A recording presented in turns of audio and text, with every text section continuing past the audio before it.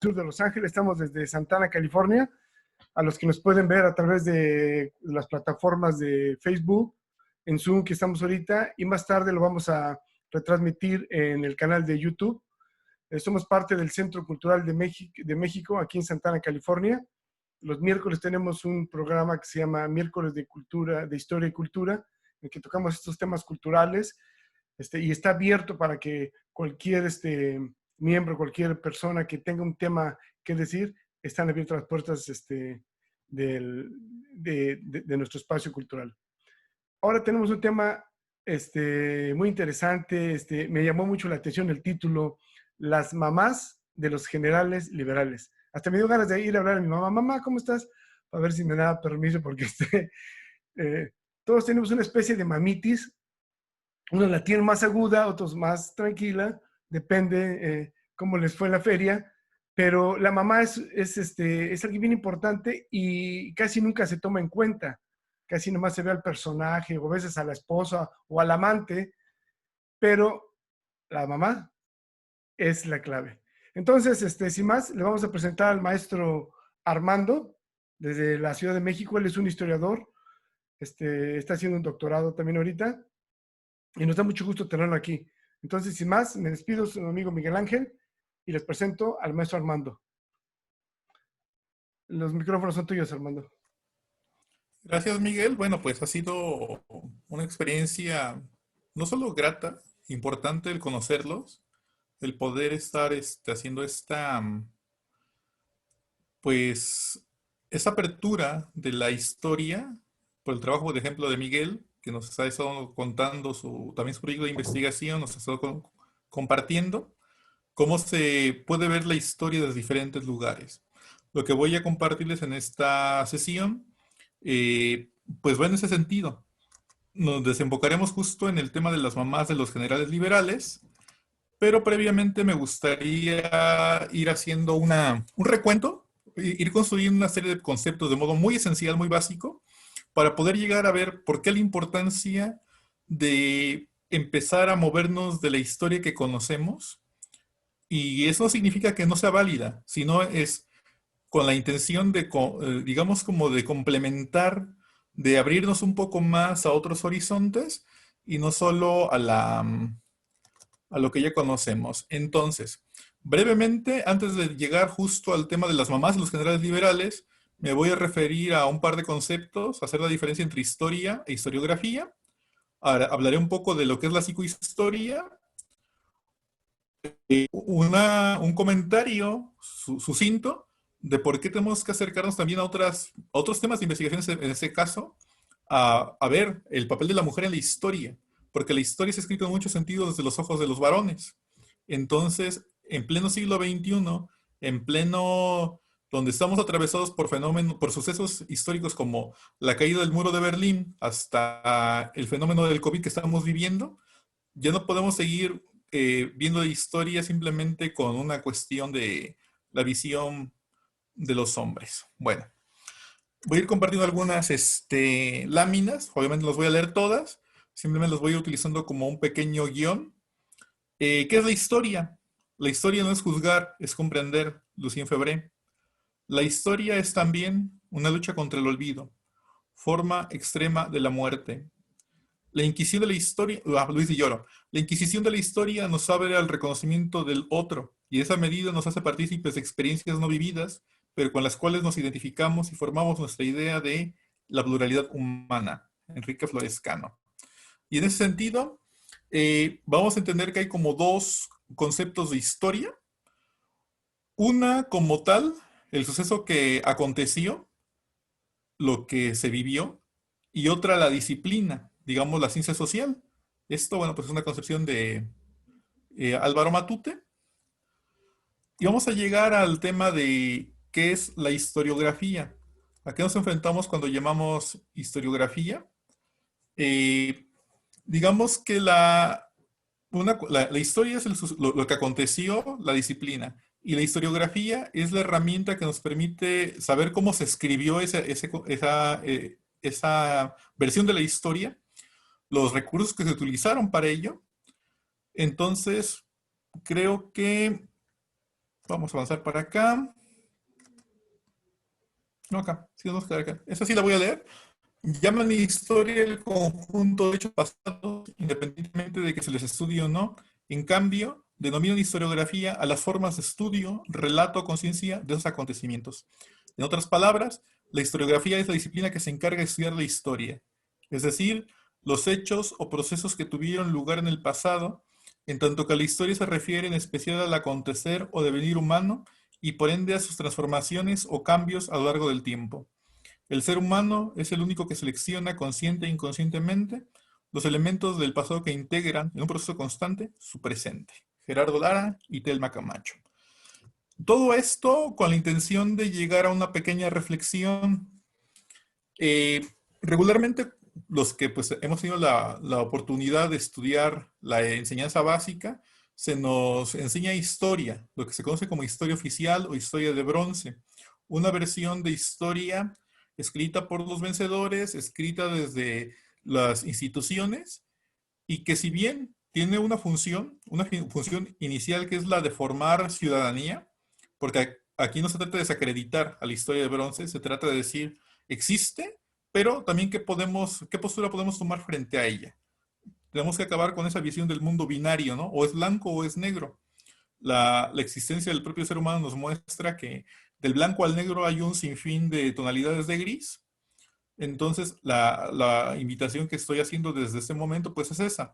Vamos a colocarnos en un punto reflexivo que si bien nos va a permitir argumentar, contraargumentar, no se trata de descalificar lo existente porque son enfoques válidos, son enfoques que han aportado, pero también hay que entender que la historia es un discurso de poder.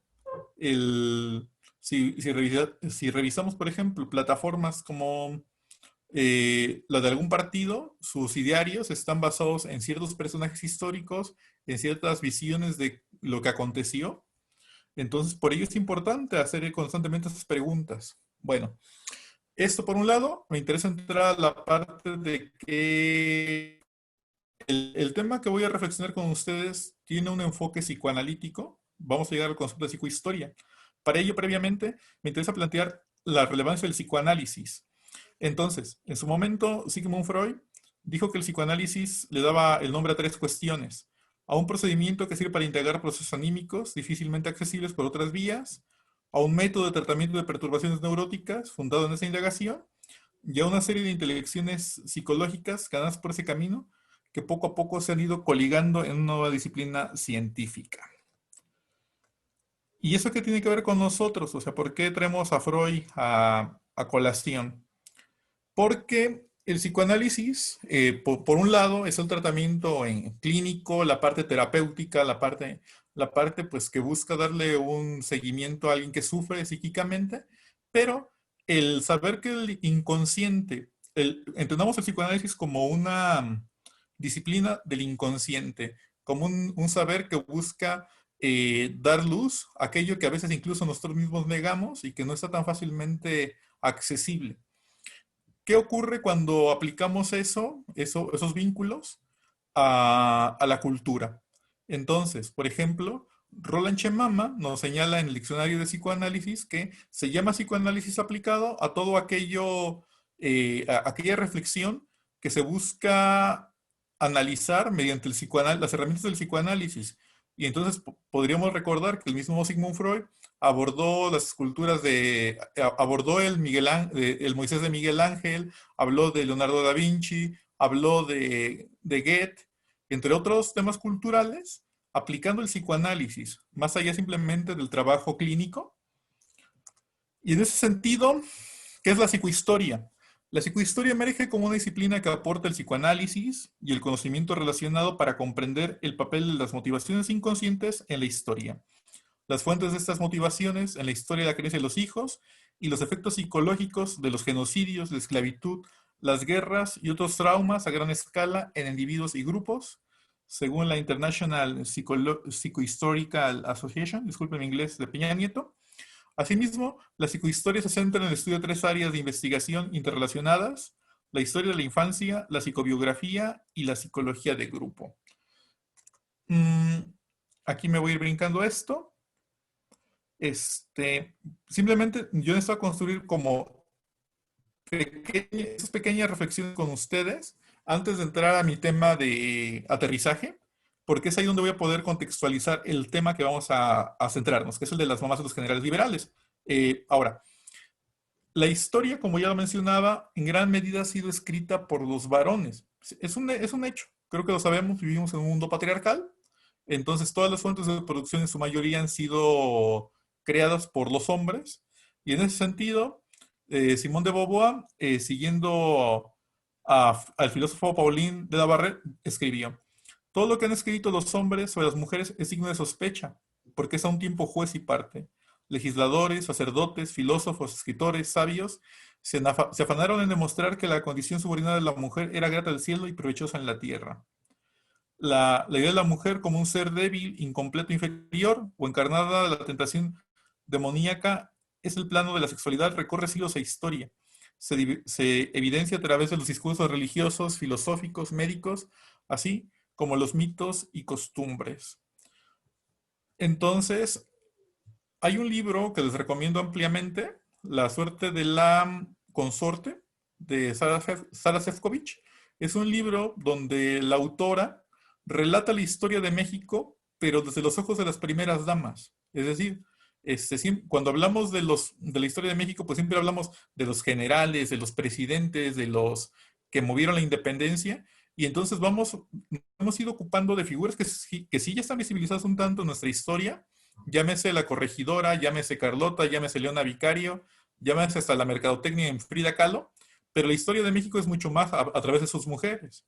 Y entonces, lo que quiero plantear en en la siguiente participación del tema que iré abordando, es justo eso: recuperar la presencia de muchas mujeres y el impacto que tuvieron. Porque como lo mencionaba láminas atrás, la psicohistoria nos permite ver que los sujetos no se hacen a sí mismos, forman parte de una familia, forman parte de una comunidad. Entonces los ires y venires, los vaivenes que se dan en torno a ello, pues van permitiendo algunas cuestiones para esos personajes que se van a volver importantes. Pero esos personajes que consideramos importantes en nuestra historia también tienen un impacto en del lugar donde vienen. O sea, no nacen de la nada, no nacen, o sea, Napoleón no llegó a ser Napoleón porque sí. Existieron muchas condiciones que muchas veces hay que reflexionar a través de las biografías, eh, de procesos que hay que estudiar en torno a él para poder comprender cómo se da una figura como la de Napoleón. Bien, quería sentar esto previamente a iniciar la ponencia que voy a ofrecer, que he llamado Las mamás de los generales liberales. Entonces les iré compartiendo este texto. Palabras de inicio. En una nota a la introducción de los sueños, Sigmund Freud escribió: las personas que se saben las preferidas o favorecidas por su madre dan pruebas en la vida de esa particular confianza en sí mismos, de aquel inconmovible optimismo que no rara vez aparecen heroicos y llevan a un éxito real. En ese sentido, la figura de la madre o de quien realiza la función materna resulta de suma importancia para el sujeto y su devenir, pues marcará rutas a seguir desde la infancia para el futuro de ese niño. En las siguientes viñetas, mediante la compilación de diversas fuentes, se busca poner en relieve, un tanto, el peso que tuvieron las madres de algunos de los generales liberales más sobresalientes, como lo fueron Leandro Valle, Ignacio Comonfort, Marina Escobedo y Porfirio Díaz, en la vida de sus vástagos. Así, al acercarse a algunos pasajes de relación madre-hijo de esos personajes, se podrá apreciar puntos importantes de las biografías de los interfectos, pero también de sus progenitoras, y el sitio que ocuparon cada una de ellas en la sociedad que les tocó desarrollarse, misma en que se dieron sucesos de gran trascendencia como los últimos años de la Nueva España, la independencia y su consumación, el primer imperio, la intervención norteamericana, la guerra de reforma, la intervención francesa, el segundo imperio y la restauración de la república. Vamos a iniciar este viaje recordando un poco la figura de Leandro Valle. Y bueno, me voy a referir a su mamá, Ignacia Martínez, madre de Leandro del Valle Martínez. José María Leandro Francisco Paula nació el 27 de febrero de 33, su padre fue Rómulo del Valle y su madre Ignacia Martínez. De esta última, como de las figuras femeninas de la época, existen pocos datos. De hecho, Alfonso Tejas Sabre, en su trabajo sobre Leandro Valle, incluye unas notas dignas de atención. Por ejemplo, comenta que en documentos auténticos aparece como esposa legítima de de Rómulo del Valle, la señora Dolores Robles. El autor considera la existencia de una contradicción obscura en esos datos, pero señala que por respeto a su biografía no intentó esclarecer más allá. Posteriormente, describe brevemente la progenitora de quien llegaría a ser uno de los más importantes generales del bando liberal.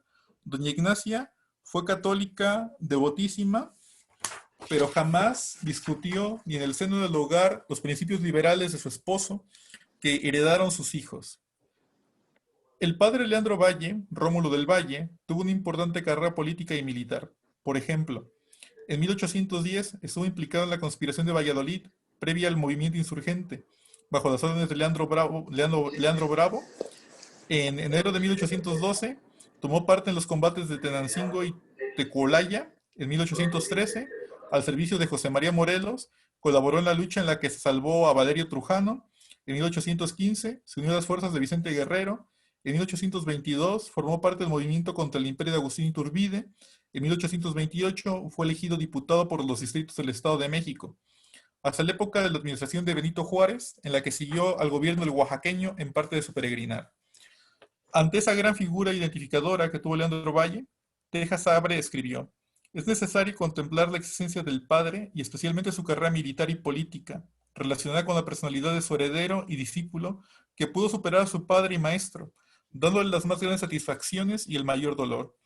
En ese contexto, doña Ignacia Martínez desaparece del escenario central, aunque se puede hipotetizar su trascendental colaboración como esposa y madre, y únicamente reaparece años después en un momento trágico. La guerra de reforma concluyó con la batalla de Calpulalpan, en la que sus adversarios. Miramón sabía bien quién mandaba la brigada de Jalisco, y era además el jefe efectivo del Estado Mayor del ejército que lo había derrotado, Leandro Valle. El ejército liberal entró triunfante en la Ciudad de México el 1 de enero de 1861. Después de González, Ortega, Degollado y Zaragoza, la figura de mayor relieve parecía Leandro Valle.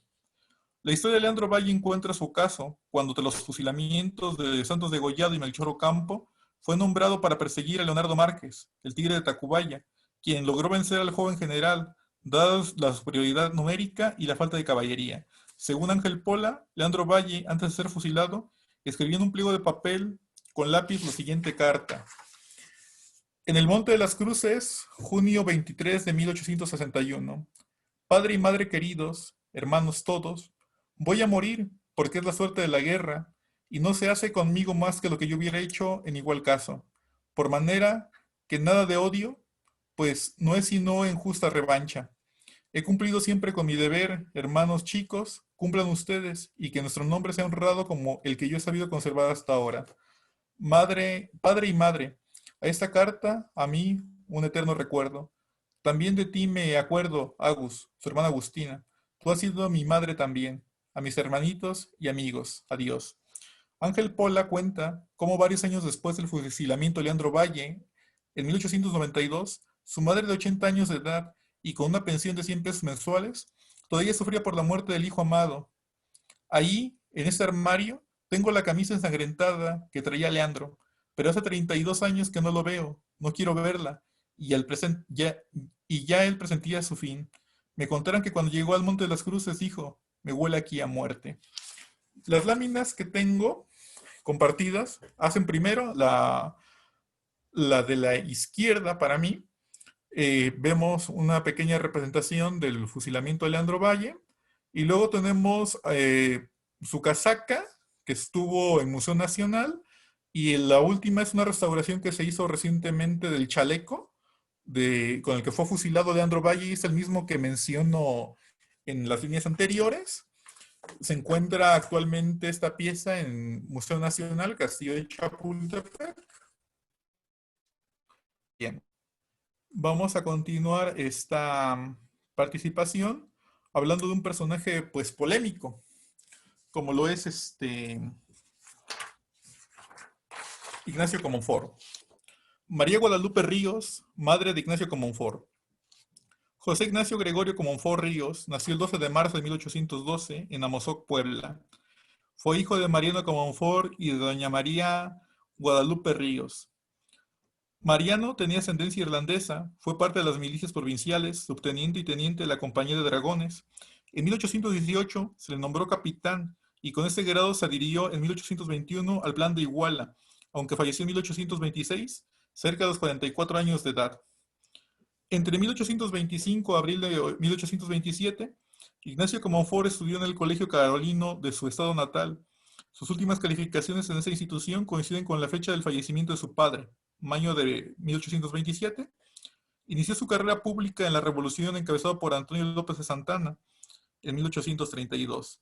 Tras la refriega, se le nombró comandante en la aduana de Izúcar de Matamoros.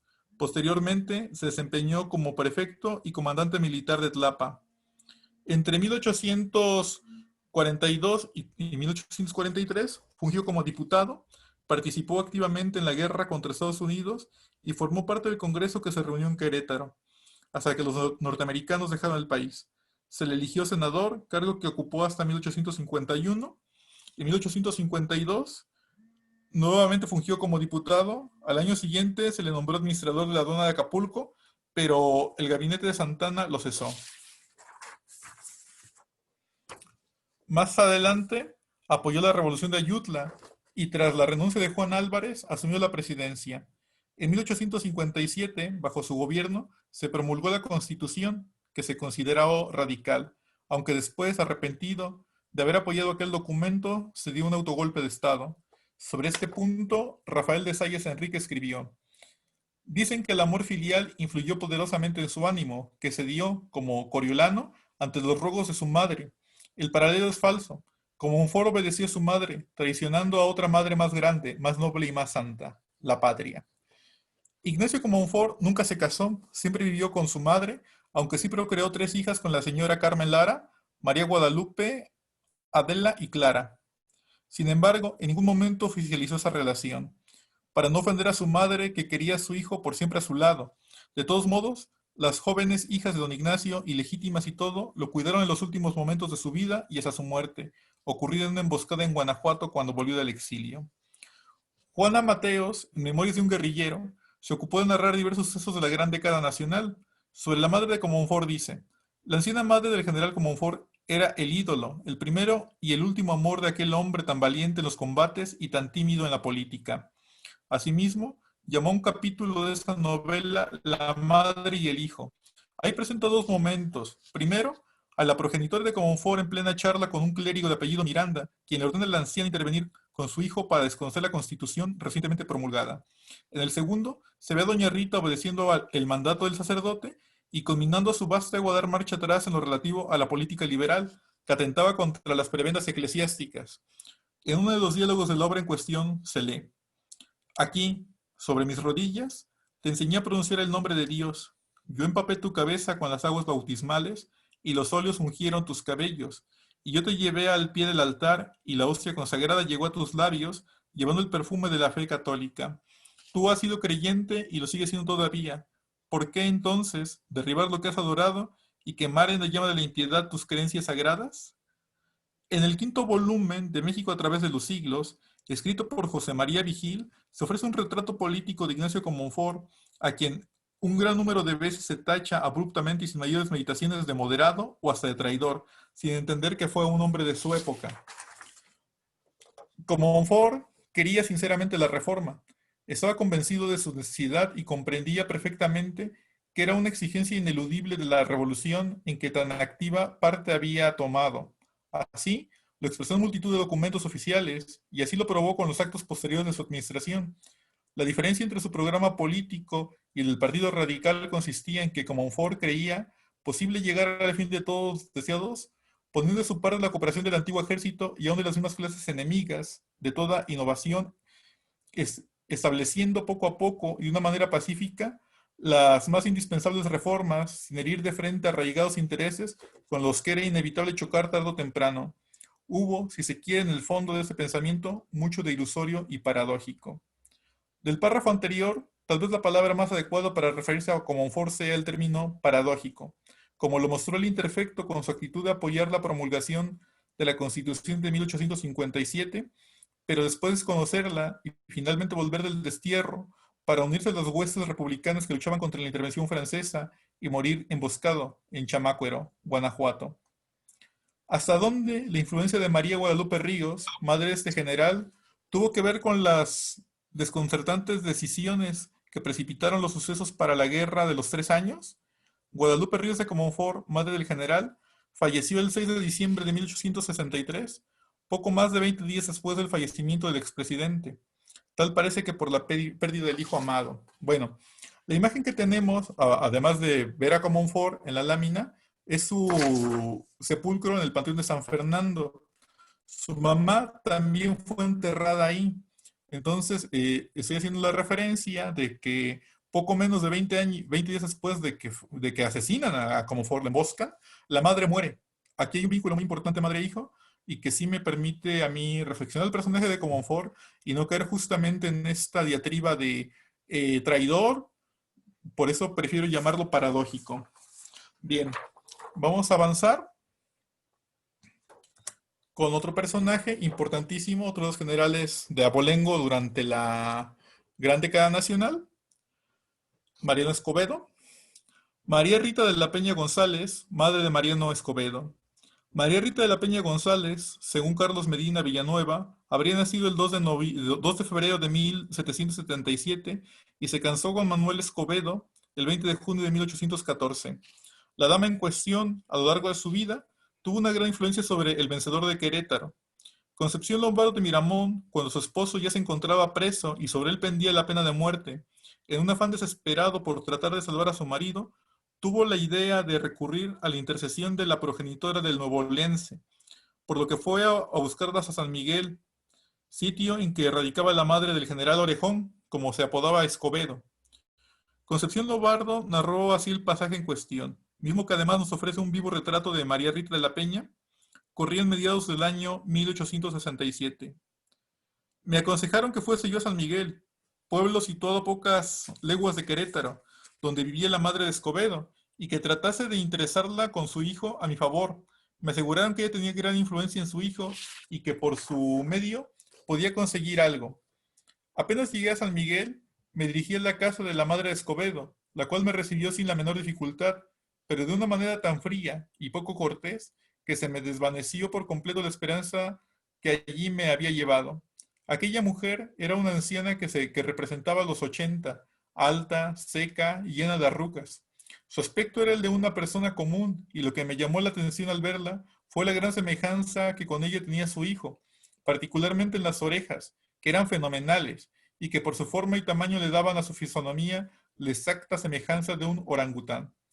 Demostré a aquella mujer la razón de mi visita, y le pinté con vivos colores mi pena, rogándole que se interesase por mí con su hijo.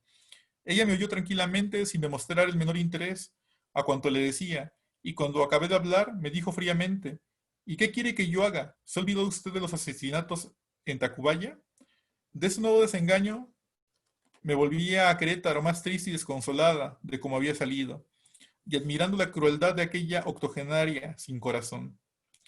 Varios años después, cuando Escobedo ya se encontraba en el retiro, el periodista Ángel Pola acudió a entrevistarlo a su casa de Tacubaya. Pola da cuentas de varios momentos de la visita y de la versión de Escobedo sobre la toma de Querétaro. Sin embargo, hay un pasaje en que aparece doña Rita y que permite leer el respeto y la presencia que tenía la señora sobre su hijo. Por aquel tiempo en que su aureola deslumbraba, solo había un ser a cuya voz siempre sentenciosa obedecía con mansedumbre de fanatizado devoto. Esta voz era de la que le dio la luz, doña Rita Peña. Cuando el valiente soldado alzaba la voz para alguna represión, aquel ser le acallaba como por encantamiento. Mariano, le decía dulcemente, mande usted, vea. Y ya que estaba presente, siéntate, hijo. ¿Qué es eso? Y el severísimo general, jefe de miles de hombres, vencedor de todo un imperio, sumiso ante aquel ángel del bien, sentábase cerca encogido y silencioso guardando compostura. A veces, ese adorado ser, al empezar la sobremesa, se levantaba para perderse de vista. Algún comensal entre los muchos que de diario había, llegó a preguntarle por qué, se alejaba y contestó en secreto, para que María no pueda fumar. el vencedor de Querétaro, aquel quien derrotó a Maximiliano, Miguel Miramón y Tomás Mejía, aquel que Concepción Lombardo pensó que podía llegar a perdonarle la vida a su esposo, aquel que en su momento se levantó en armas contra el propio Porfirio Díaz, era un cachorrito ante la presencia de su madre, al grado de someterse sin chistar a su voz de mando, como lo muestra el hecho de no fumar enfrente de ella. Bien, ya para ir dándole como cierre a esta participación, me voy a referir pues a la madre de Porfirio Díaz. Creo que personaje que no necesita que se le mencione mayormente en la historia de México, conocemos medianamente su impacto. María Petrona Cecilia Mori Cortés, madre de Porfirio Díaz. El padre de Porfirio Díaz fue José Faustino Díaz Orozco, quien realizó varias actividades a lo largo de su vida: dependiente minero, herrador y veterinario, capitán de Vicente Guerrero, plantador de caña y magueyes, peletero y mesonero. Arrendó una posada que llamó Mesón de la Soledad. Ahí puso un banco de herradura y un hospital de veterinaria. No obstante, cuando murió, su familia quedó al garete, y María Petrona Cecilia Amor y Cortés, progenitora de quien llegaría a ser presidente de México, se hizo cargo de sus hijos. El propio Díaz rememoró al respecto lo siguiente: el bienestar de la familia terminó con la muerte de mi padre, ocurrida en el año de 1833, en que fue atacado del cólera. Apenas tenía yo 2 años y 2 meses. Los pocos bienes que dejó mi padre los consumió mi madre en la subsistencia y educación de la familia. Recuerdo que ella manejó el mesón algunos años y que eso le ayudaba en sus gastos. Y si su aptitud de mujer no le permitía aumentar el haber paterno, su buen juicio y sus deberes de madre le proporcionaron la manera de prolongar por mucho tiempo aquellos escasos recursos. Además de sostén económico y materno, ¿qué más le insufló Petrona a Porfirio Díaz? Apoyo en su formación y búsqueda de su camino profesional. A los 13 años, Porfirio entró al Seminario Conciliar de Oaxaca y perfilaba sus estudios por los caminos de la teología. Díaz tenía un pariente cura llamado Francisco Pardo, quien en aquella época estaba por dejar una capellanía y por derecho familiar le correspondería ocuparla a Porfirio, con lo cual podría asegurar 12 pesos mensuales como ingreso. Pero Díaz declinó ese destino. Aquí entra otra cita de Díaz, de sus memorias. Aunque mi madre deseaba ardientemente que yo siguiera la carrera eclesiástica, no ejercía presión sobre mí, pues yo me sentía muy inclinado a ese género de estudios, porque los niños se aficionan a lo que ven, y cuando tuve después otras amistades, figuras como el propio Benito Juárez o Marco Pérez, que me inspiraron otras ideas y me abrieron más amplios horizontes, cambié de modo de pensar y causé con eso decepción a mi familia. Mi madre, como era natural, se afligió mucho. Me hizo notar que me verían grandes dificultades, puesto las cosas como estaban. Sin embargo, de todo esto, ella me estimulaba a no seguir la carrera eclesiástica, sino lo que más me agradara. Decidido ya abandonarla, tomó mi madre a su carga la tarea de notificar la resolución a mi protector, el señor Domínguez, lo cual era para mí muy terrible. En aquellos días, en Oaxaca, solo se impartían las carreras de medicina y derecho. El futuro militar optó por la segunda y se inscribió en los cursos de Derecho del Estado. Años después, ya en la refriega de la Guerra de Reforma, Díaz tomó partido por el bando liberal, por lo cual estaba ocupado cuando aconteció una de las más grandes pérdidas de su existencia. Mi madre murió en 1859. Estaba yo a la sazón en Tehuantepec, cuando las necesidades del servicio me hicieron venir a Oaxaca, en donde permanecí 2 días solamente. La encontré enferma, pero ignoraba su gravedad. Por una parte y por todas las exigencias del servicio militar no me permitieron diferir mi marcha. No tuve el consuelo de verla morir, pues falleció 2 días después de mi salida de Oaxaca. El apoyo de Petrona Mori a Porfirio, primero como sostén económico y después en lo relativo a la elección de carrera, fue por demás trascendente para su futuro, y aunque nunca habría de saberlo, para todo el país, por las dimensiones que llegó a alcanzar el oaxaqueño en la gran década nacional y en los años subsecuentes. Palabras de cierre. No siempre se pone atención en las condiciones en que se desarrollan los grandes personajes de la historia. La vida de los sujetos se resignifica de modo constante. Hay momentos de la existencia como la infancia y la adolescencia que son de gran trascendencia para el individuo. Como se puede constatar en los casos anteriores, la presencia e influencia de las madres de los generales liberales, aunque ellas mismas, al menos no todas de modo claro, coincidieran con las posturas políticas de sus vástagos, marcó a sus hijos y por extensión al destino de México. En su papel de esposas y madres, Cada una de ellas muestra algo de la vida cotidiana de las mujeres a finales del siglo XVIII y buena parte del siglo XIX, en una época bastante compleja para el país. En este punto, más que afirmaciones, se pueden generar interrogantes. ¿Qué habría sucedido si Ignacio Martínez no hubiera reforzado la identificación que tuvo Leandro Valle con la figura e ideas libertarias de su padre? ¿Se habría evitado la guerra de los 3 años si María Guadalupe Ríos no hubiera influenciado a su hijo para desconocer la Constitución? Si María Rita de la Peña González hubiera intercedido por el esposo de Concepción Lombardo ante el vencedor de Querétaro, ¿habría salvado a Miramón? Si Petrona Mori no hubiera secundado la decisión de Porfirio Díaz de abandonar el camino de la vida religiosa, ¿qué habría acontecido con el México decimonónico? Lo tangible en las figuras de las 4 madres aquí mencionadas es su presencia en la vida de sus vástagos, quienes crecieron cubiertos por un manto materno, a veces en exceso de forma sutilmente violenta, como en el caso de Comonfort, mismo que los apuntaló para convertirse en protagonistas de la historia mexicana. Fueron esas mujeres y muchas otras, aquí no mencionadas por cuestiones de espacio, quienes forjaron toda una generación de militares del bando liberal. Con eso concluyo mi participación y pues volvemos a la mesa. Y me gustaría pues ahora escucharlos. Muy bien,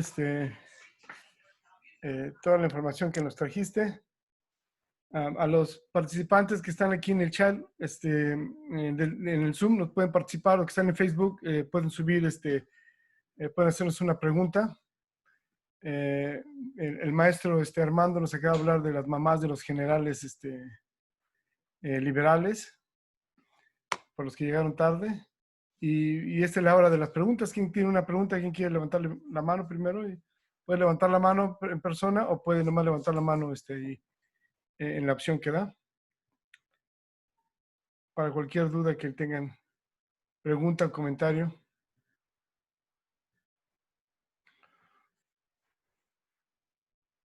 Ahorita los escucho muy callados. Nuestro amigo Sergio está un poco enfermo, es que siempre nos hace comentarios. Bueno, mientras se deciden a... Bueno, yo tengo una pregunta. Ok. Si entendí bien, entonces las madres de estos generales liberales les inculcaban con los valores, los influyeron en sus ideales liberales. ¿Qué tal? También encontró, digamos, evidencias del opuesto, como valores conservadores, o estaba pensando más que nada en creencias religiosas. Encontró de alguna forma que hubo otras influencias también. No sé si me explico. Sí, creo que, a ver, voy a tratar de elaborar una respuesta y entonces ya tú me dices si me acerqué a lo que estás preguntando. Creo que el caso particular de lo que preguntas lo podemos ver más tangiblemente en Comonfort, en un personaje que apoya la revolución de Ayutla, que se asuma al proyecto de Juan Álvarez, llega a ser presidente de México y luego incluso fue votado, o sea, fue respaldado en las urnas, no solo como sucesor de Álvarez, sino ya por elección popular, apoya la Constitución del 57 y luego la desconoce, se da el autogolpe de Estado. Entonces aquí creo que es el caso más específico donde podemos ver la mano de una madre, la influencia de una madre, el caso de Ignacio Comonfort, como esas ideas, por supuesto conservadoras, lo que mencionaba, ¿no? En los pasajes de México a través de los siglos, de Memorias de un guerrillero de Juana Mateos, en donde se retrata a la madre de Comonfort reclamándole que cómo era posible que con esas ideas políticas fuera en contra de lo que ella había inculcado, ¿no? De lo que había marcado estas ideas conservadoras, que obviamente pues tienen un vínculo mucho más acendrado con el México novohispano. Hay que entender que en estos días en México se estaba proponiendo mínimamente esas dos direcciones, una que hiciera eco del pasado novohispano, otra que marchara con ideas pues, de vanguardia, influenciadas por la Revolución Francesa, por la independencia norteamericana, y que esas ideas se empezaron a plasmar, bueno, se plasmaron en la Constitución del 57. Es ahí donde creo que está, donde podemos ver de modo más tangible las ideas conservadoras de una madre en un hijo liberal. Y por eso tenemos un personaje tan paradójico. A mí se me hace a veces muy reduccionista decir, como Ford fue liberal, fue conservador, fue traidor, cuando regresa del exilio se suma al gobierno de Benito Juárez e incluso se le nombra, cuando él fallece tiene el cargo de secretario de milicia, ¿no? Es secretario del ejército, el antecedente de la Sedena, ratificado por el propio Juárez. Entonces tampoco es tan sencillo decir esto blanco-negro cuando estamos en un siglo donde México es una nación joven y se está luchando por tener un proyecto de nación, y creo que es el caso concreto y paradójico, ambiguo, contrastante en Ignacio Comonfort. Espero haber resuelto, elaborado una respuesta, Scott. Sí, gracias. Bueno, otra pregunta también. ¿Hay cartas o ensayos que habían escrito estas madres como figuras históricas? Mira, hay muy poco trabajo sobre las mujeres en la gran década nacional. Regularmente están visibles algunas personas, como lo son Margarita Maza de Juárez, por el peso de ser esposa de don Benito, la figura de Carlota por ser la emperatriz. El caso creo que se ha estado recuperando a últimas fechas, la figura de Concepción Lombardo de Miramón, por ser la esposa de la cabecilla conservadora, y aparte porque fue una primera dama.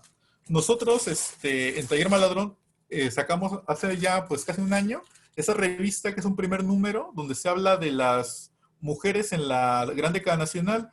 Ese fue el número dedicado a las mujeres conservadoras y del Segundo Imperio. En ellos hablamos de la esposa de Tomás Mejía, de la esposa de Miramón, de Carlota. El segundo número que no hemos podido sacar está dedicado a las mujeres liberales, que es este artículo que les acabo de leer, forma parte del corpus de este material, porque sí, para nosotros es importante ir llenando esos huecos que ha dejado la historiografía. Obviamente que a partir de nuestros intereses, nos interesa la gran década nacional, la figura de las mujeres, pero no solo en este afán, digamos, de la historia de bronce, de solo visibilizar a unas. Nos interesa visibilizar a todas, porque finalmente formaron parte de una misma sociedad, forman parte de un pasado, y aunque en efecto hay muy poco trabajo, respondiendo tu pregunta de modo concreto, sobre ellas, salvo las más conocidas, y la historia de México a través de esas mujeres, pues es mucho más que 3 o 4 nombres hasta ahora conocidos.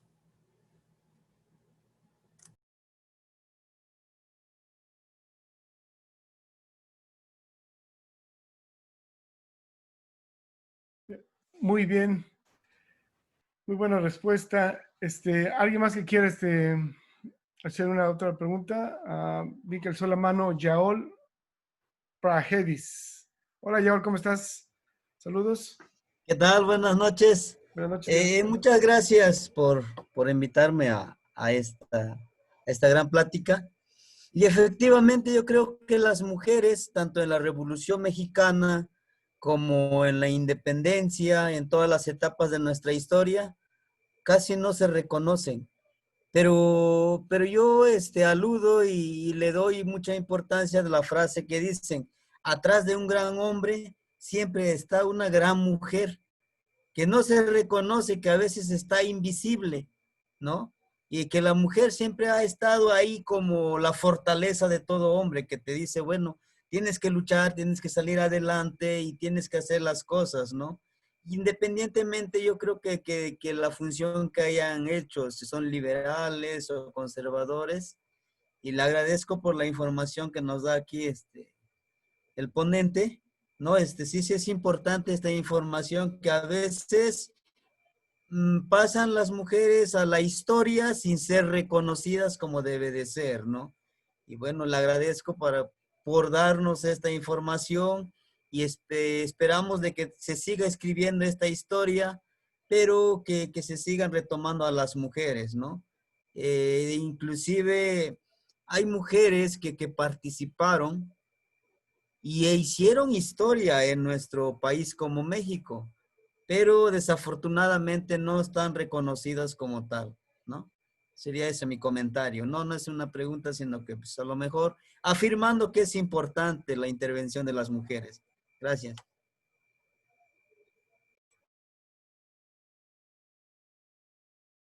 Tienes apagado el micrófono, Miguel. Alzó la mano Adriana Salazar. Vamos a darle. Adriana, ¿puedes comentar? Sí, Bienvenida a hola, hola, acompañar. buenas noches. Este, bueno, pues igualmente agradecer esta invitación y bueno, el tema de hoy creo que es muy importante, ¿no? El tema que nos trae el compañero Armando Escandón, un tema muy importante porque pues él inicia esta charla, ¿no? Diciendo que bueno, es una historia escrita por varones y me parece que es de suma importancia hablando de México, en un país que es muy patriarcal, el pues dar esa otra visión femenina, ¿no? Bueno, yo soy maestra del nivel secundaria aquí en México, entonces me llama mucho la atención cuando él menciona que, bueno, la historia oficial, la llamada historia de bronce, pues es una relación de poder, ¿no? Y bueno, nosotros como maestros creo que la seguimos reproduciendo, ¿no? Seguimos dando esa historia que, bueno, los vencidos son las que lo han escrito, ¿no? Entonces, en este sentido de visibilizar, en este caso a las mujeres y, bueno, visibilizar también esta relación de poder, nosotros como docentes, ¿cómo podríamos trabajar esa historiografía que él mencionaba, ¿no? Para ya no seguir dando esta historia nada más de datos, de fechas, algo memorístico, ¿no? Sino que se vaya entendiendo, sino que se vaya comprendiendo, ¿no? Entonces, no sé, me gustaría mucho que si se podría abordar algunas situaciones de cómo develar esta otra historia, ¿no? A través de enseñar otro tipo de forma en la escuela, ¿no? Me llamó también mucho la atención la definición que daba de la historiografía, porque muchas veces nosotros en la escuela pues decimos que hacemos investigación de las comunidades, ¿no? De los pueblos ahí comunitarios. Entonces, ¿cuáles serían esas herramientas que tendríamos que estar utilizando, ¿no? Para aplicarla ya, pues, a develar esta otra historia, ¿no? Gracias. Bueno, primero, Adriana, gracias por su comentario y creo que lo está haciendo. El tema de ser docente nos invita siempre a estar en una capacitación constante. Es una de esas profesiones que uno nunca acaba de aprender. Siempre hay nuevas cosas que nos ayudan. Y creo que para poder tener esa incidencia con los chicos, que es bien importante estar con jóvenes, porque pues ellos van a llevar las riendas de esos países en cosa de un par de décadas, y creo que es un muy buen punto para incidir, como solemos ser los docentes, dejar un granito de arena. ¿Qué podemos hacer? Bueno, pues justo esto que está haciendo. Sumarse espacios donde nos inviten a pensar de modo diferente. Creo que eso cuando hablaba de la historia, la creación, la escritura de la historia como una relación de poder, es justo eso. Movernos como de lo que se conoce y empezar a preguntarnos, ¿verdaderamente fue así?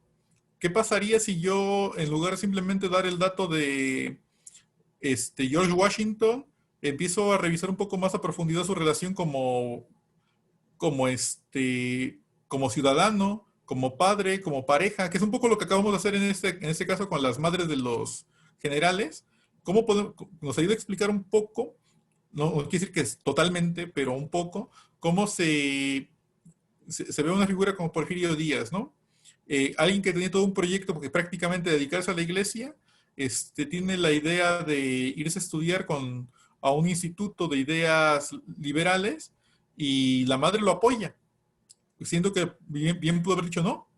Y Porfirio Díaz también pudo haber decidido, aunque mi mamá no me apoye, yo lo hago. Pero en ese sentido es muy importante entender que la mamá le da el espaldarazo y y lo apoya en ese sentido. El ser docente de historia, pues nos mueve constantemente a estar haciendo revisión de materiales, a estarnos actualizando.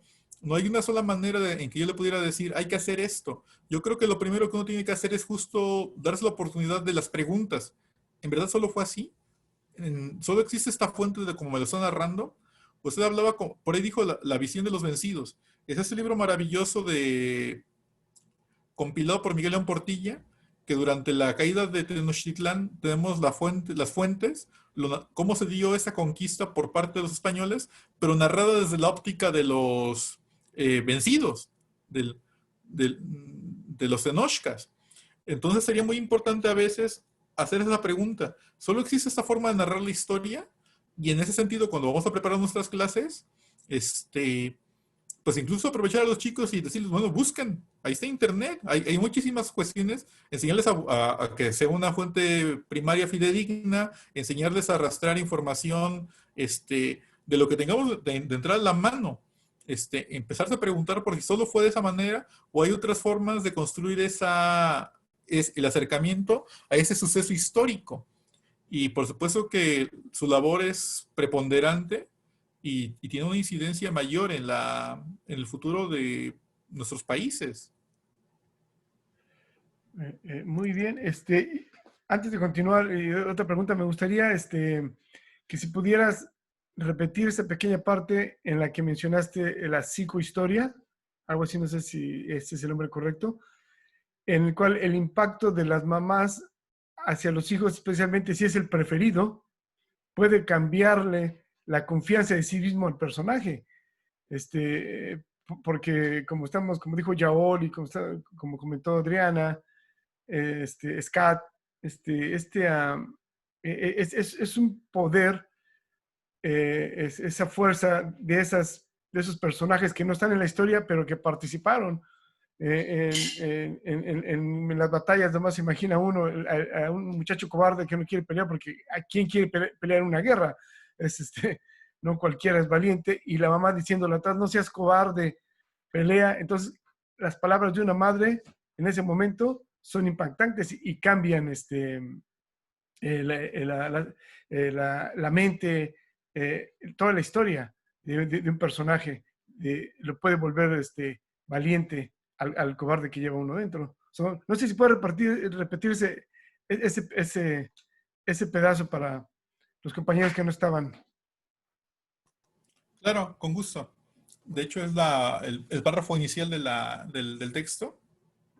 En una nota a la introducción de los sueños, Sigmund Freud escribió, las personas que se saben las preferidas o favorecidas por su madre dan pruebas en la vida de esa particular confianza en sí mismos, de aquel inconmovible optimismo que no rara vez aparecen heroicos y llevan a un éxito real. En ese sentido, la figura de la madre o de quien realiza la función materna resulta de suma importancia para el sujeto y su devenir, pues marcará rutas a seguir desde la infancia para el futuro de ese niño.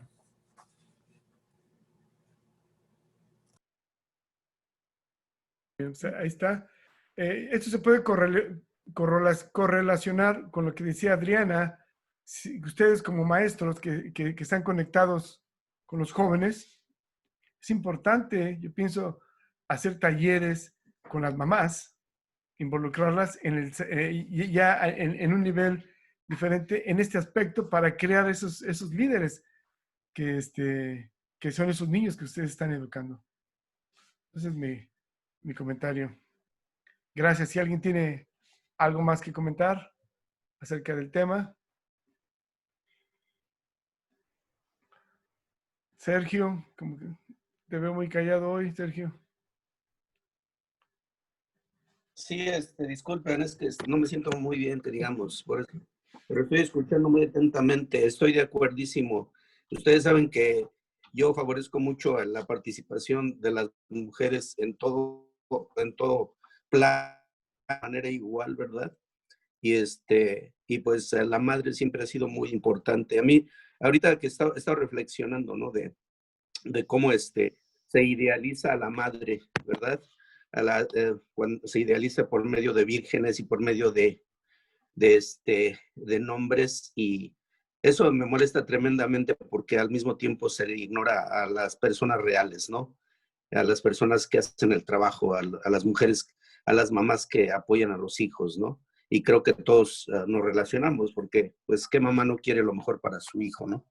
Y venimos de una sociedad donde las mujeres son muy fuertes, ¿verdad? Y tienen mucho carácter, carácter fuerte, que ojalá y no fueran tan influenciadas por el patriarcado, porque creo que seríamos una nación mucho mejor si se hubiera tomado en cuenta a la mujer desde el principio, como lo hacían los, uh, uh, los pueblos originarios, y todavía lo hacen algunos de ellos, ¿no? Los que todavía están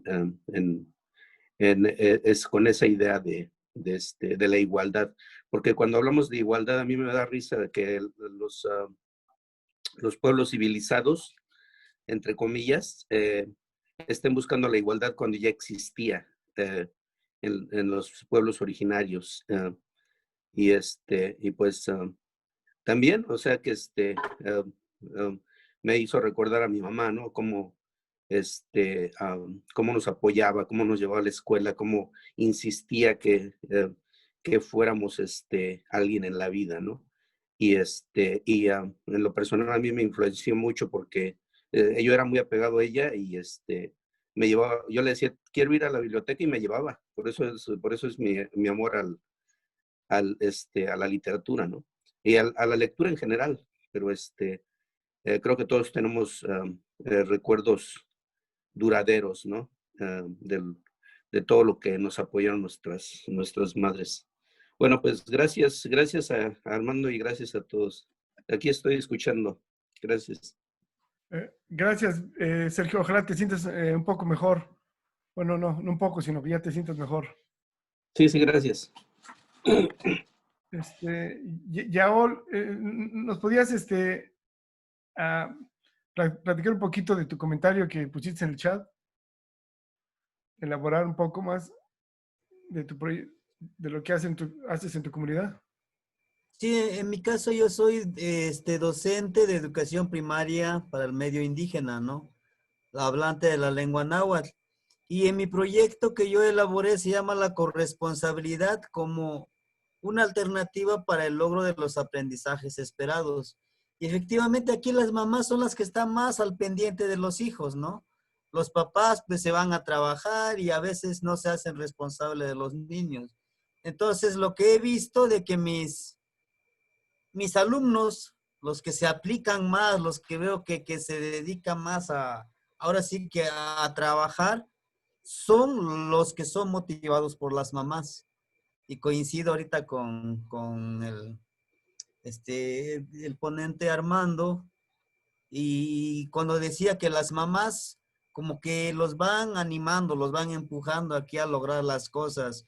Yo he visto que las mamás ayudan a que hablen la lengua náhuatl, en este caso se va perdiendo poco a poco, pero hay familias en donde se ve bien marcado el patriarcado, donde el papá es el que manda, la señora no la deja ni siquiera que vaya a la reunión, que vaya a un convivio con los padres de familia. Yo cada mes, cuando era presencial, hacía un convivio, pero le llamo yo un convivio escolar, un convivio pedagógico, porque vamos, los papás participan en las actividades que hacen sus niños, se dan cuenta si participa o no participa el alumno, y inclusive me decían las madres de familia, oiga, profe, sí tiene razón, porque mi niño no pone atención cuando usted está explicando, yo lo voy a apoyar, y me he dado cuenta que las mamás que apoyan a sus hijos van sobresaliendo. Y los señores son como 3 señores de los 15, pues los niños no se aplican.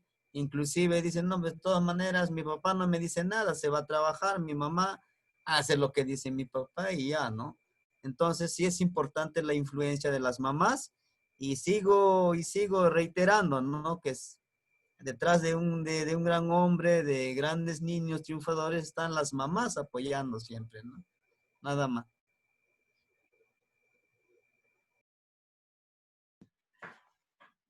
Armando, ¿qué nos dices? Mira, tengo la fortuna de hacer trabajo psicoterapéutico. Este deseo y ese interés por la psicohistoria se da por meditar justo la historiografía, por meditar el trabajo clínico. Y entonces cuando llegan al consultorio niños y adolescentes, parece que te depositan como un motor, ¿no? Que llegan los papás y dicen, aquí está una computadora, usted arréglelo. Como los padres como que no entienden esta parte importante de que a veces los que tendrían que estar en sesión psicoterapéutica no son los niños, sino ellos. Y lo mismo ocurre con el plano docente. Aquí está mi hijo, ahí usted edúquelo.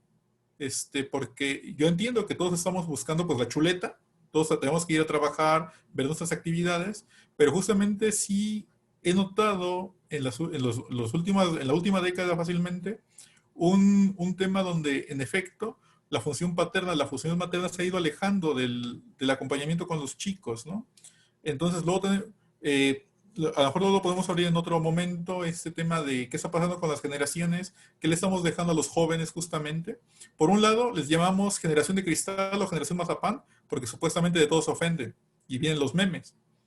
Perro grande, perro chico, por ahí anda el meme, ¿no?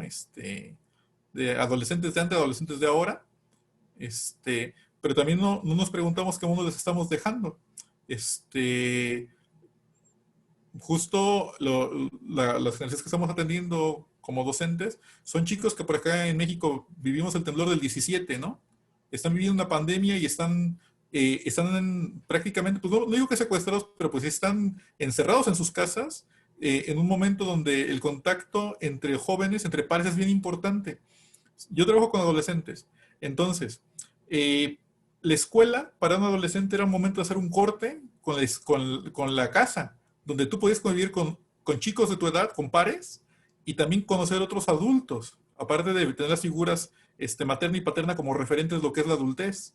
Y eso ahora no lo tienen, porque estamos en su mayoría encerrados por el trabajo en línea.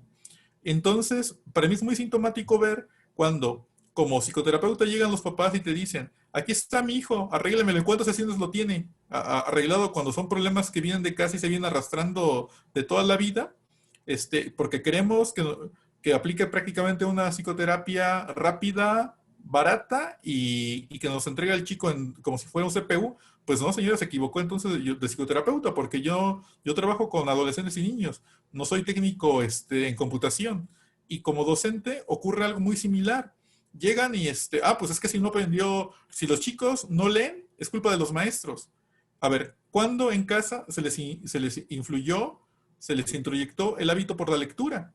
O sea, es muy fácil agarrar y decirle a los docentes, es que usted no les está generando el amor por la lectura. Cuando en casa eso no se da, cuando en casa no hay un referente propio de ello. Por eso, por supuesto, que coincido en lo que comenta Yaotl sobre no solo la relevancia de la mamá, el papá también tendría que estar ahí, porque una educación es de dos. Y por desgracia, justo el tema de que en la pandemia, a lo mejor se le ha cargado mucho más la mano, ¿no? O sea, no solo a veces también tienen que trabajar, sino hacerse cargo de las labores domésticas e incluso de la educación de los niños solos, ¿no?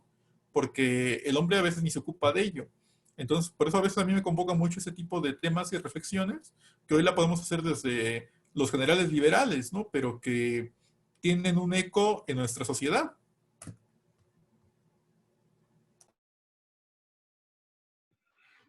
Muy bien, muy bien. ¿Alguien más del grupo que quiera hacer un comentario, una pregunta, un anuncio al maestro?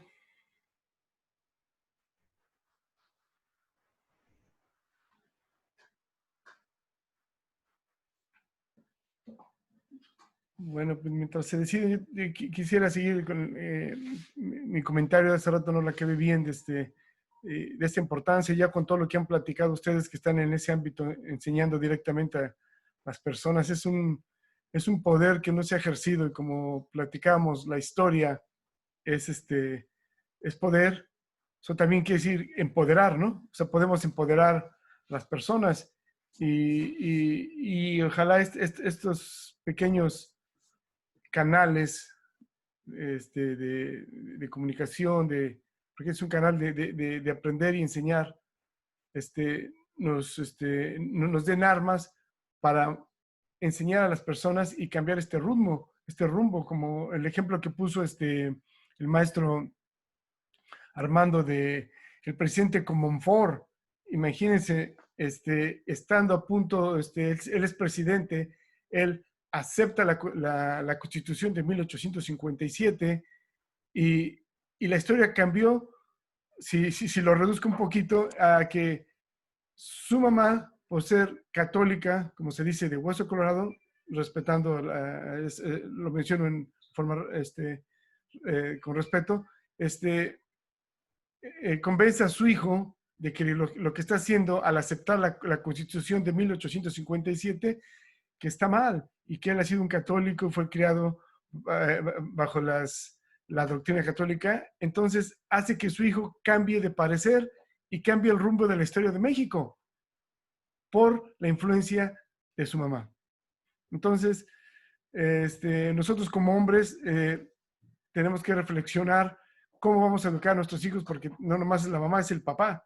Antes había sido el rol del papá y la mamá, el patriarcado, pero ahora estamos entrando en una nueva dinámica de que nosotros también podemos influir como hombres, en vez de dejarlo a la deriva, de dejarle toda la bronca a la mamá, de tomar la responsabilidad y impactar en la vida de nuestros niños, de nuestros estudiantes. Para mí eso es lo que aprendí en esta charla que nos trajo el maestro Armando, que me parece es un punto esencial de educación, de historia y de educación. Ese es mi comentario, Armando. No sé si tengas algo más. Bueno, creo que desdoblas, ¿no? Más allá de todo lo que se ha comentado, el tema de para qué también, a partir de esto, para qué nos sirve la historia. La historia, creo que con tu comentario podemos hacer esta cuestión de el conocer la historia, el conocer los sucesos que nos han acontecido, nos permite, pues, calibrarnos, encontrar un punto de referencia para poder operar y poder hacer cambios si así lo deseamos. O sea, cuando uno ya hizo consciente algo y mantiene las mismas posturas, bueno, ya no puede negarse a que pues tiene ahí su impacto, su carga. Pero si tú ya sabes que sucedió esto y puedes hacer algo para enmendarlo, para hacer algo diferente, ni siquiera para cambiarlo totalmente, intentar hacer algo diferente, y yo creo que simplemente con eso uno ya hace algo importante. Nos decía la maestra, ¿qué hago para dedicarle, para mostrar otra historia a mis alumnos? Pues simplemente empezar con uno, el hecho de empezar a hacer esas preguntas, de tomar la historia justo como referente para hacer esas meditaciones, pues creo que pone primero en relieve la importancia de la historia y por qué constantemente tenemos que estarnos interrogando si buscamos hacer cambios. Y bueno, cuando yo he hecho el trabajo, por un lado, de la historia, en la historia encuentro la historia de la comunidad, de la otredad, y en el psicoanálisis encuentras su propia historia, la historia del sujeto. Cuando uno pone en palabra aquello que te duele, aquello que te incomoda, aquello que te molesta, y que ha sido a partir de tu propio proceso histórico, de tu propia historización, tienes la posibilidad de hacer eso que estoy comentando, ¿no? Y que también esa analogía vale para la historia. Esas cosas que son como muy hechas ya de la historia, ¿no? Aprender historia para no repetir los errores del pasado, pero no creo que solo para repetir la historia del pasado, para no repetir la historia del pasado, sino para simplemente tomar un acto de conciencia, y entonces tú ya que sepas si quieres o no cambiar, y si quieres seguir igual, pues entonces no digas que no sabes. Y si ya sabes y quieres hacer algo, pues que empieces a moverte para allá, con todo lo que implica un viaje diferente, ¿no? Una aventura nueva.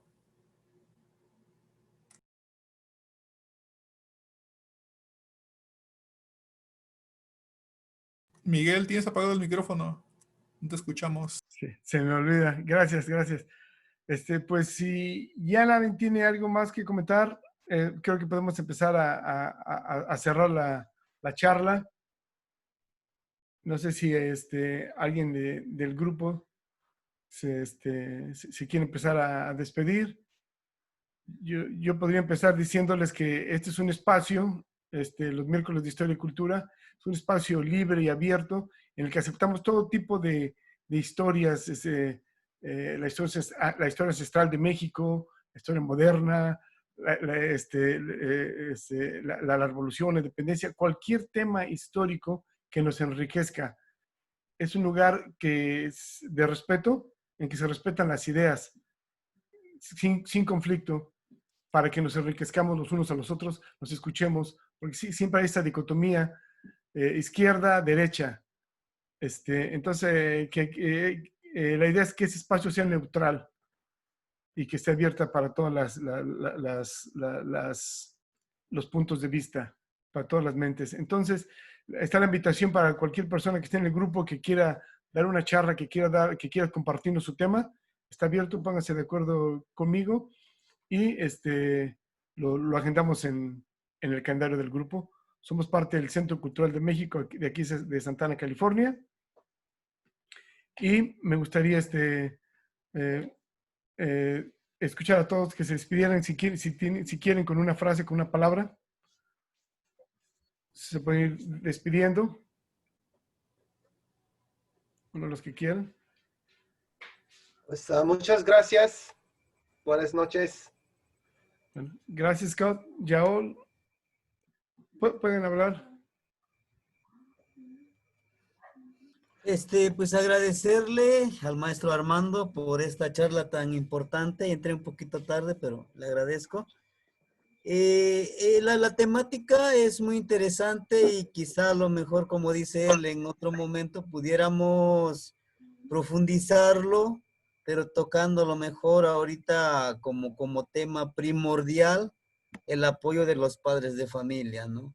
Porque es ese importante triángulo que debemos de manejar como docentes en la escuela: maestro, padre de familia, niños, autoridades. Y pues, ¿qué puedo decir? No, agradecerle a usted, a la maestra Maciel por la invitación, al amigo Sergio. Y pues no sé cuándo pudiera y pudiéramos presentar alguna charla. Quisiera compartir sobre las tradiciones, las ritualidades de mi pueblo, que está relacionado también con la educación, con la trascendencia, con lo de perpetuar la lengua materna, ¿no? Y todas estas ritualidades que actualmente se van perdiendo poco a poco, ¿no? Entonces nosotros estamos trabajando sobre la preservación y bueno, también como no sé si me dieran ese espacio para presentarles que nosotros como pueblos originarios poco a poco nos han ido como que arrinconando, ¿no? Decir, bueno, está bien, en política, en demagogia son importantes en México, pero ¿cómo educación indígena, como indígenas, como del pueblo originarios, podemos influir en la educación de los niños en su lengua materna, que es algo lejano, ¿no? Quizá en programas, en políticas, sí está escrito, pero en los hechos nos falta mucho, ¿sí? Nada más y agradecerle por esta invitación. Muchísimas gracias. Gracias, Yaol. Sí, me pongo de acuerdo con Maciel, a través de Maciel. Nos ponemos de acuerdo para agendar esa charla que se me hace súper interesante. Perfecto. Gracias. Pues, maestro, si se quiere despedir, maestro Armando. Bueno, pues agradezco el espacio, el poder charlar y escucharnos. Creo que es muy importante el tema de mantenernos conectados, aprovechar estos medios que han tenido auge en este último año. Es una fortuna que acá haya muchas voces y que justamente pues hay un intercambio de ideas sin intento de adoctrinar, ¿no? Creo que eso es relevante. Y bueno, pues gracias. Un gusto charlar con ustedes, escucharnos, convivir. Pues hasta la próxima. Hasta la próxima. Gracias por todo. A ustedes.